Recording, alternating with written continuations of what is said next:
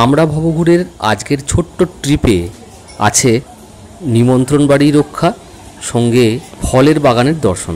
সব রইল আপনাদের জন্য।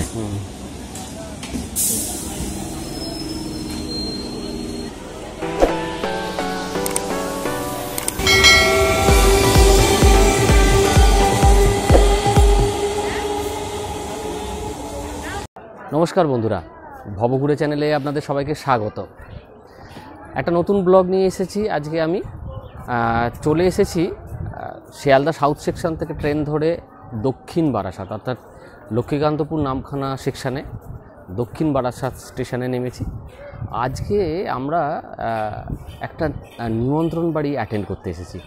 সেটা কোথায় কে অবশ্যই সেটা জানতে পারবেন। আপাতত আমরা দাঁড়িয়ে আছি দক্ষিণ বারাসাত স্টেশনে। ও ক্যামেরা ও ধরে আছে। আজকের ব্লগটা মিস করবেন না, সঙ্গে থাকুন, দেখতে থাকুন আমাদের এই ব্লগটা।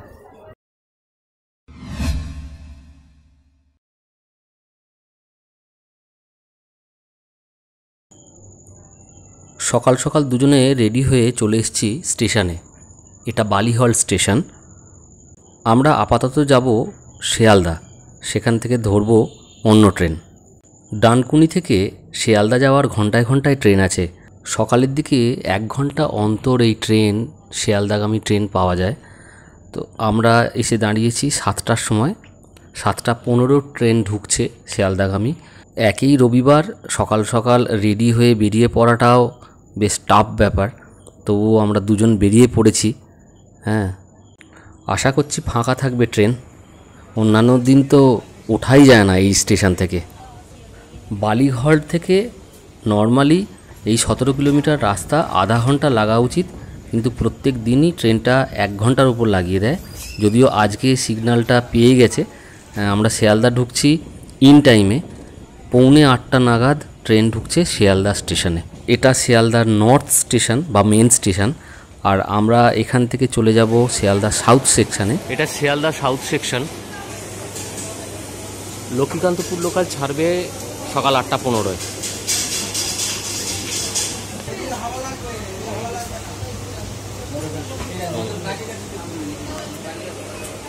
যাওয়া যাক।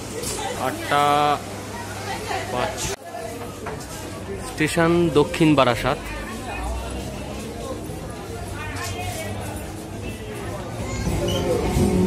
সামনেটাতে দাঁড়াও।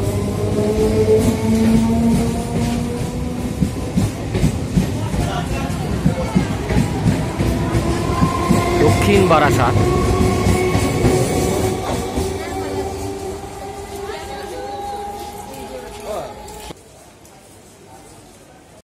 শিয়ালদা থেকে আমরা দুজনেই উঠেছিলাম এই ট্রেনে। মাঝপথে অর্থাৎ বাঘাযতীন স্টেশন থেকে উঠেছিল হিমাদ্রি, যদিও ও অন্য কম্পার্টমেন্টে ছিল। এই দক্ষিণ বারাসাত স্টেশনে নামার পর ওর পায়ের জুতোর সোলটা খুলে যায় এবং ও কোন একটা জুতোর দোকানে গিয়ে সেটা সারাতে যায়। আর সেই ফাঁকে আমি স্টেশনের চারপাশটা থেকে ছবি তুলছি।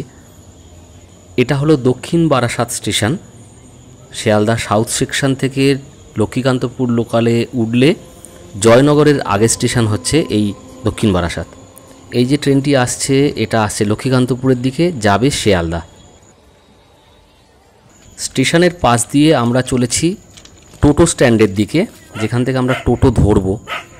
হঠাৎ চোখে পড়ল একটা বড় সাইজের গোসাপ। এত বড় গোসাপ বোধহয় আমি এর আগে কোনো দিন দেখেছি কি না মনে পড়ছে না।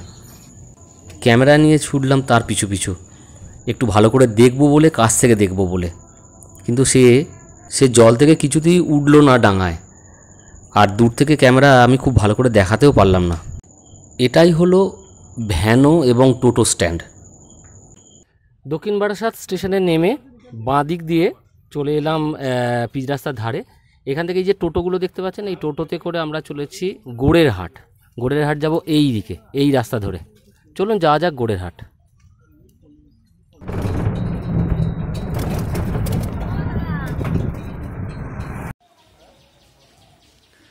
দক্ষিণ বারাসাতের এই জায়গাটা খুব সুন্দর, খুব ছায়া শীতল একটা জায়গা।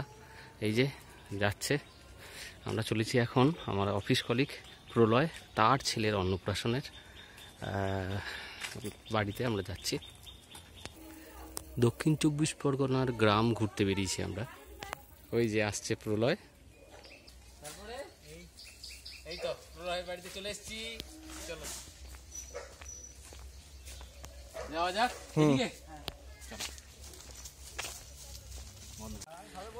এই যে যাচ্ছি। কিরে, খুব সুন্দর গ্রামটা। প্রচণ্ড গরমের মধ্যে আমার এই বেরিয়ে পড়া।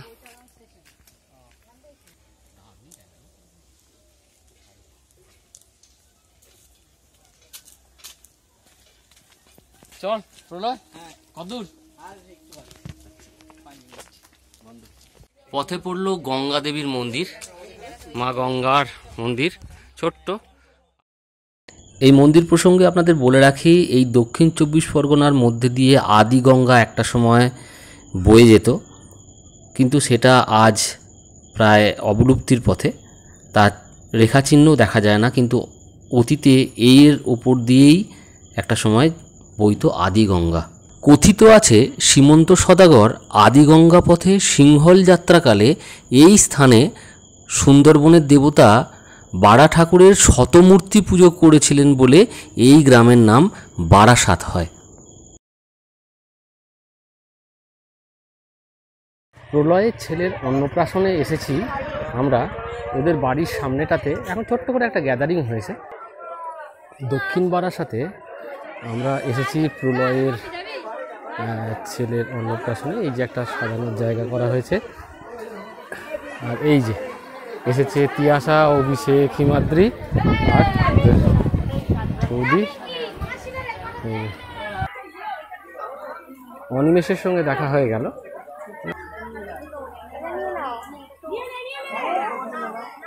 হ্যাঁ, চলে এসেছি প্রলয়দের বাড়িতে। হ্যাঁ, এই তো তিয়াশা এসছে। এই তো প্রলয় কোথায় গেল দেখি।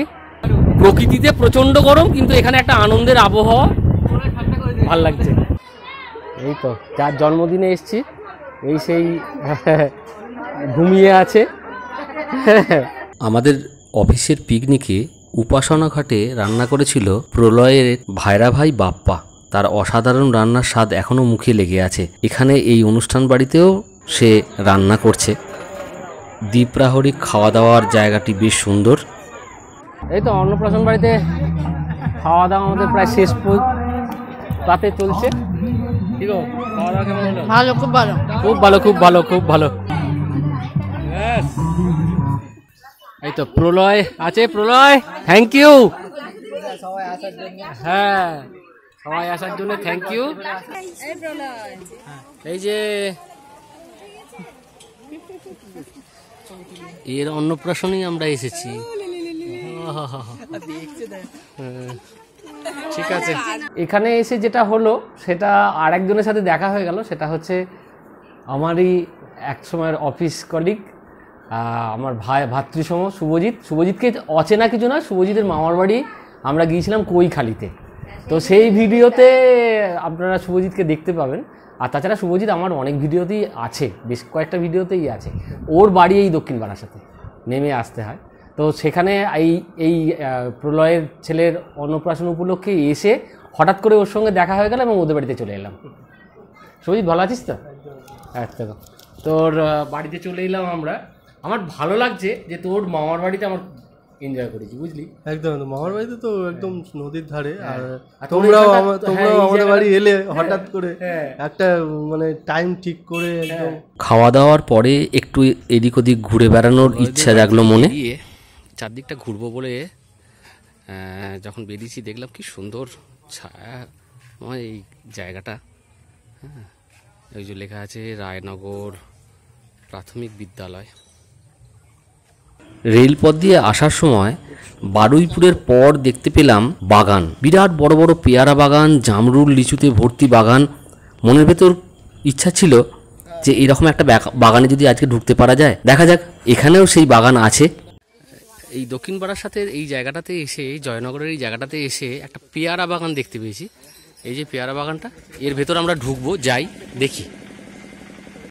আমরা এসেছি এই যে জয়নগরের এই জায়গাটার নাম হচ্ছে হরিনারায়ণপুর। এখানে না একটা পেয়ারা বাগানের ভেতর ঢুকবো, চলো তো দেখি কীরকম পেয়ারা বাগানগুলো, পেয়ারা আছে এই সব জায়গায়, পেয়ারা হচ্ছে কীরকম। এইসব জায়গা বিখ্যাত বেসিক্যালি বারুইপুর থেকে আমরা 5-6টা স্টেশন পরেই এই স্টেশনটা দক্ষিণ বারাসাত। হ্যাঁ, এখানে পুরোপুরি একটা ফলের এলাকা, তো সেই রকমই একটা বাগান, পেয়ারা বাগানের মধ্যে এসেছি আমি। এই যে দেখতে পাওয়া যাচ্ছে চারিদিকে পেয়ারা, এখানে পেয়ারা, সবেদা, জামরুল, লিচু সব ধরনেরই গাছ বিভিন্ন জায়গায় আছে। মেনলি এটা হচ্ছে পেয়ারার বাগান। এই তো পেয়ারার ফলন সব বাঁধা হয়েছে, তো দেখাই আপনাদের এবং কথা বলবো একজন চাষির সাথে। বাহ, কি সুন্দর, দারুণ জায়গাটা। এখনও ছোট পেয়ারাগুলো এখন সব ছোট আছে, কিন্তু খুব প্রোটেকশান দেওয়া আছে। প্রত্যেকটা পেয়ারাকে প্লাস্টিক দিয়ে মোড়া আছে। দেখি, বন্ধ করে দেবে এখন। এটা মোটামুটি কতদিন লাগবে এটা ফলটা বড় হতে? 1.5 মাস।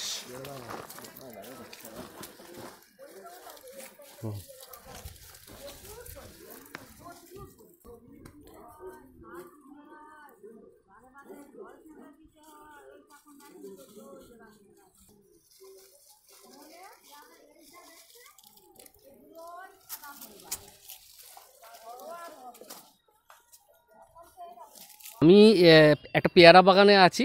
দাদা, আপনার নাম কি? আমার নাম আশরাফ আলী মোল্লা। আচ্ছা, এই বাগানটাতে কতগুলো পেয়ারা গাছ আছে মোটামুটি অ্যাপ্রক্সিমেট?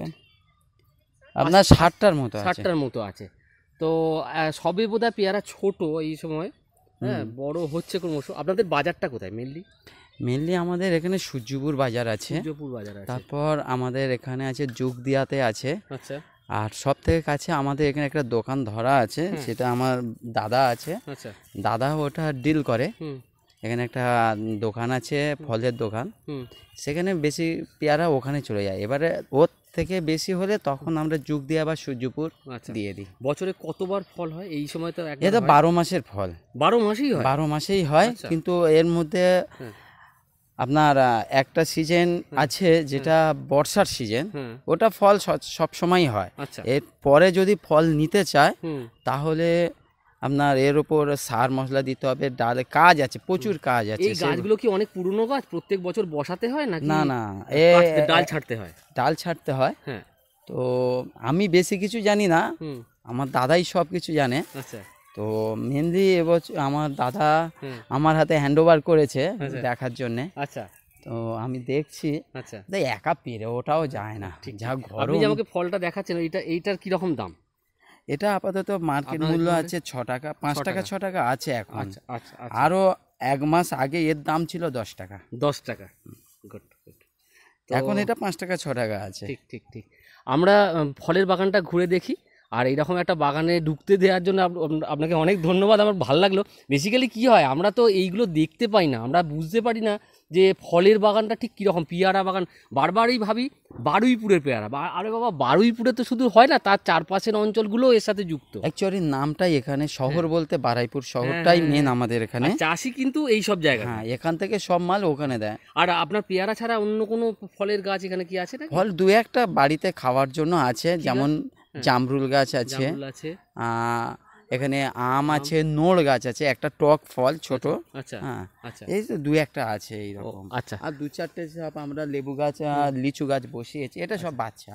আমি একটা ছোট্ট পেয়ারা এরকম হয়ে গেছে, কি সুন্দর, এর খেয়ে আমি ফিডব্যাক দিচ্ছি।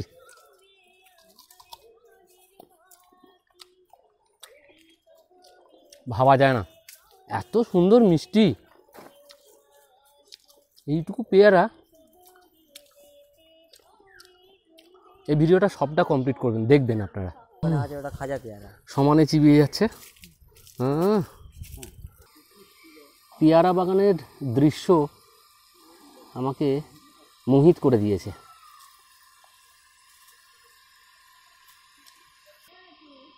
পেয়ারা বাগানে অতন্দ্র প্রহরায় থাকে যেসব মানুষরা, তারা সব সময় এই জমির পাশে এই পেয়ারার খুব যত্ন নেন, যে কারণে এই জমি তাদের কাছে প্রতিদিনের আর্নিং একটা।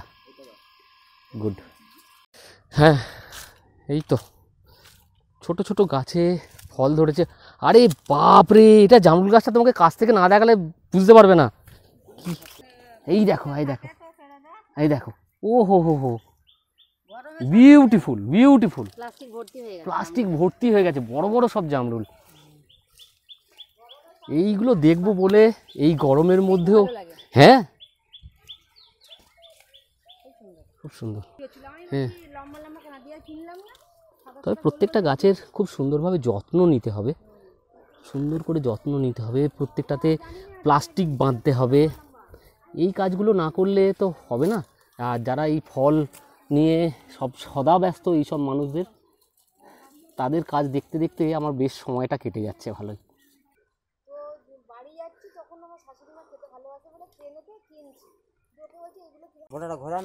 এই তো এই তো, ও হো হো হো, এইটার ফলটার নাম বলছে নোর।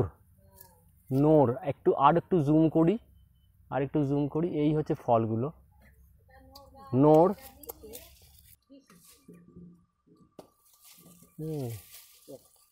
হাতটা দেখাই, এইটা হচ্ছে ফলটা।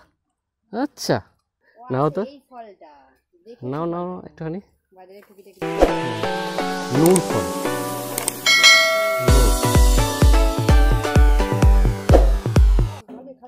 এই যে জামরুল গাছ আছে, এই ছোট পেয়ারা গাছেও পেয়ারা ধরেছে, এই দেখুন দেখতে পাবেন, এই যে ছোট্ট ছোট্ট পেয়ারা গাছ।